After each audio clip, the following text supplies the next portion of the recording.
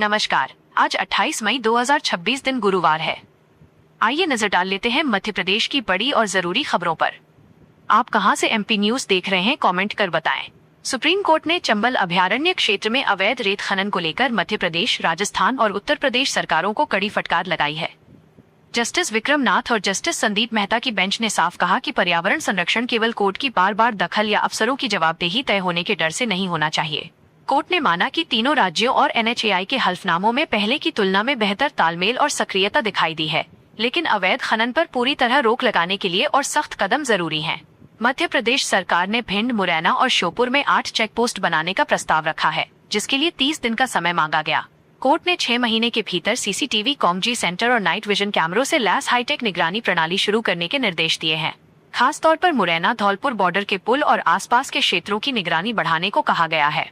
NHAI को live feed Madhya Pradesh police और one विभाग के साथ साझा करना होगा। मामले की अगली सुनवाई 22 जुलाई को होगी। मध्य प्रदेश में स्थानीय निकायों और पंचायतों को मिलने वाली आर्थिक मदद में बड़ा बदलाव होने जा रहा है। छठे वित्त आयोग के ड्राफ्ट में राज्य सरकार की राजस्व आय का हिस्सा बढ़ाकर 6% से 10% करने का प्रस्ताव शामिल किया गया है। वर्तमान में प्रदेश सरकार करीब 6,000 करोड़ रुपए स्थानीय निकायों को देती है, जिसे बढ़ाकर 11,000 करोड़ रुपए तक किया जा सकता है। प्रदेश में 413 नगरीय निकाय और 23,000 पंचायतें हैं। अभी वित्तीय संसाधनों के बंटवारे में पंचायतों को 7.75% और नगरीय निकायों को 2.25% हिस्सा मिलता है। आयोग 31 अक्टूबर तक अपनी अनुशंसाएं सरकार को सौंपेगा। प्रस्ताव लागू होने पर 5 वर्षों में स्थानीय निकायों को लगभग 50,000 करोड़ रुपए मिलेंगे। इसके अलावा केंद्रीय 15वें वित्त आयोग की अनुशंसा के तहत राज्य को 56,100 करोड़ रुपए अलग से प्राप्त होंगे। इससे हर साल करीब 20,000 करोड़ रुपए पानी, सफाई और स्थानीय व्यवस्थाओं के सुधार पर खर्च किए जा सकेंगे। भोपाल की बिगड़ती हवा अब नेशनल ग्रीन ट्रिब्यूनल की चिंता का विषय बन गई है। सर्दियों में शहर का एयर क्वालिटी इंडेक्स कई बार 336 तक पहुंचने और हवा के बेहद खराब श्रेणी में आने के बाद एनजीटी ने मध्य प्रदेश सरकार और नगर निगम को 100 दिन का विंटर एक्शन प्लान तैयार करने के निर्देश दिए हैं। ट्रिब्यूनल ने चेतावनी दी है कि यदि सर्दियों से पहले तैयारी नहीं हुई तो हालात और गंभीर हो सकते हैं। विशेषज्ञों ने PM 2.5 और धूल के महीन कणों को हार्ट अटैक, स्ट्रोक, डायबिटीज और सांस संबंधी बीमारियों के लिए बड़ा खतरा बताया है। एनजीटी ने कचरा जलाने, अलाव, लकड़ी, कोयले के तंदूर और निर्माण स्थलों की धूल पर सख्ती बढ़ाने के सुझाव भी मांगे हैं। एक्शन प्लान में भारी वाहनों की एंट्री नियंत्रित करने, ट्रैफिक चौराहों पर फ्री लेफ्ट टर्न लागू करने और लो इमिशन जोन बनाने का सुझाव दिया गया है। साथ ही ई-रिक्शा, साइकिल और सार्वजनिक परिवहन को बढ़ावा देने पर जोर दिया गया है। केंद्र सरकार की प्रधानमंत्री सूक्ष्म खाद्य उद्योग उन्नयन योजना को मध्य प्रदेश में बैंकों की बेरुखी का सामना करना पड़ रहा है। योजना के तहत छोटे और सूक्ष्म खाद्य प्रसंस्करण उद्योगों को बढ़ावा देने का लक्ष्य है, लेकिन हजारों युवा और छोटे उद्यमी बैंक लोन के लिए भटक रहे हैं। प्रदेश में वर्ष 2020 और 21 से अब तक कुल 42,564 आवेदन जमा हुए, लेकिन बैंकों ने केवल 15,727 आवेदनों को ही मंजूरी दी, यानी करीब 63% आवेदन या तो खारिज कर दिए गए या लंबी प्रक्रिया में अटके हुए हैं। स्थिति ये भी है कि स्वीकृत मामलों में भी 2,746 उद्यमियों को अब तक राशि नहीं मिल पाई है। इससे लोकल फॉर वोकल और आत्मनिर्भर भारत जैसे अभियानों के बावजूद जमीनी स्तर पर योजनाओं के क्रियान्वयन पर सवाल खड़े हो रहे हैं। ईरान युद्ध के असर अब मध्य प्रदेश की परिवहन व्यवस्था पर भी दिखाई देने लगे हैं। अंतर्राष्ट्रीय बाजार में कच्चे तेल की कीमतों में बढ़ोतरी से डीजल, टायर और अन्य ऑटो पार्ट्स महंगे हो गए हैं, जिससे बस संचालन की लागत तेजी से बढ़ी है। इसी के चलते प्रदेश के बस संचालकों ने किराया बढ़ाने की मांग को लेकर सरकार को ज्ञापन सौंपा है। मुख्यमंत्री, परिवहन मंत्री और वरिष्ठ अधिकारियों को दिए गए ज्ञापन में संचालकों ने कहा कि वे पिछले 3 वर्षों से किराया बढ़ाने की मांग कर रहे हैं, लेकिन अब तक कोई ठोस फैसला नहीं हुआ है। बढ़ती लागत के कारण बस संचालन आर्थिक रूप से कठिन होता जा रहा है। भोपाल की यूनियन कार्बाइड फैक्ट्री के पीछे अन्नू नगर क्षेत्र में रेलवे की जमीन पर बने करीब 84 अवैध कब्जों को प्रशासन ने हटाया। कार्रवाई के दौरान नगर निगम और जिला प्रशासन ने जेसीबी चलाकर झुग्गियों को तोड़ा और रेलवे की करीब 7.5 करोड़ रुपए मूल्य की जमीन खाली कराई। अधिकारियों के अनुसार 6 महीने में 4,200 वर्ग मीटर क्षेत्र पर अवैध कब्जा कर झुग्गियां खड़ी कर दी गई थी। जांच में सामने आया कि कई कब्जाधारियों के पास पहले से मकान और झुग्गियां हैं, लेकिन रेलवे की जमीन पर कब्जा कर उन्हें किराए पर दे रखा था।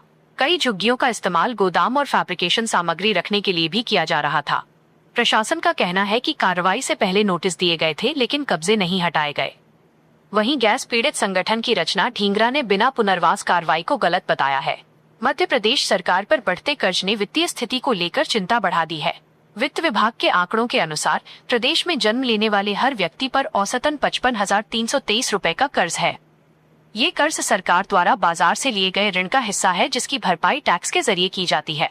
31 मार्च 2025 तक प्रदेश सरकार पर कुल 4,88,714 करोड़ रुपए का कर्ज था, जो बाद में लिए गए 9,200 करोड़ रुपए के नए ऋण के बाद बढ़कर करीब 4,97,914 करोड़ रुपए हो गया है। राज्य सरकार ने पिछले वित्तीय वर्ष में कर्ज पर करीब 29,000 करोड़ रुपए ब्याज के रूप में चुकाए।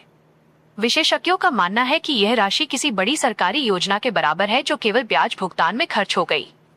राजधानी भोपाल स्थित प्रदेश कांग्रेस कार्यालय में पूर्व प्रधानमंत्री राजीव गांधी की पुण्यतिथि पर आयोजित कार्यक्रम में पूर्व मुख्यमंत्री दिग्विजय सिंह ने केंद्र और राज्य सरकार पर तीखा हमला बोला। उन्होंने मौजूदा शासन व्यवस्था की तुलना ब्रिटिश हुकूमत से करते हुए कहा कि आज भी सरकार के खिलाफ बोलने वालों को प्रताड़ित किया जा रहा है। दिग्विजय सिंह ने कहा कि आज देश में वही हालात बन रहे हैं जो आजादी से पहले अंग्रेजों के दौर में थे। उन्होंने पंडित जवाहरलाल नेहरू के जीवन को लेकर फैलाए जा रहे दावों को भी गलत बताया। उन्होंने कहा कि विदेश में पढ़ाई करने और संपन्न परिवार से आने के बावजूद नेहरू ने महात्मा गांधी के साथ स्वतंत्रता आंदोलन का रास्ता चुना और सुख सुविधाओं का त्याग किया। दिग्विजय ने कहा कि आज के समय में ऐसा त्याग दुर्लभ है। पूर्व मुख्यमंत्री और केंद्रीय कृषि मंत्री शिवराज सिंह चौहान ने प्रधानमंत्री नरेंद्र मोदी के साथ अपने 35 वर्षों के अनुभवों पर आधारित पुस्तक अपनापन, नरेंद्र मोदी संग मेरे अनुभव लिखी है। मंगलवार को दिल्ली में आयोजित कार्यक्रम में पूर्व प्रधानमंत्री एच.डी. देवेगौड़ा और पूर्व उपराष्ट्रपति एम. वेंकैया नायडू ने पुस्तक का विमोचन किया। पुस्तक में शिवराज सिंह चौहान ने प्रधानमंत्री मोदी के साथ जुड़े कई राजनीतिक और व्यक्तिगत अनुभव साझा किए हैं। उन्होंने 2023 के विधानसभा चुनाव का एक प्रसंग भी बताया, जब विपक्ष उनके राजनीतिक भविष्य को मुद्दा बना रहा था। उसी दौरान प्रधानमंत्री मोदी का फोन आया और उन्होंने कहा कि वे मुख्यमंत्री से नहीं, अपने शिवराज से बात कर रहे हैं। किताब में कोरोना काल, पहलगाम हमला और 1990 के दशक के राजनीतिक अनुभवों का भी उल्लेख किया गया है। शिवराज ने प्रधानमंत्री मोदी के कार्यकर्ताओं के प्रति व्यवहार और संगठन के प्रति समर्पण को विशेष रूप से रेखांकित किया है। नौतपा के तीसरे दिन भी मध्य प्रदेश भीषण गर्मी की चपेट में रहा। राजधानी भोपाल सहित कई शहरों में दोपहर होते होते सड़कें सूनी नजर आने लगी। दोपहर 1:30 बजे भोपाल का तापमान 44 डिग्री सेल्सियस तक पहुंच गया। इससे पहले सोमवार को 45.3 और मंगलवार को 45 डिग्री तापमान दर्ज किया गया था। न्यूनतम तापमान भी 30 से 31 डिग्री सेल्सियस के बीच बना हुआ है, जिससे रात में भी लोगों को राहत नहीं मिल रही। भोपाल की लिंक रोड नंबर 1 और शौर्य स्मारक के पीछे स्थित मशहूर ठंडी सड़क पर भी गर्मी का असर साफ दिखाई दिया। सामान्य दिनों की तुलना में यहाँ लोगों की आवाजाही काफी कम रही। उधर टीकमगढ़ में भी तेज धूप और गर्म हवाओं के कारण दोपहर के समय बाजारों और मुख्य मार्गों पर सन्नाटा पसरा रहा। लोग केवल जरूरी काम होने पर ही घरों से बाहर निकलते दिखाई दिए।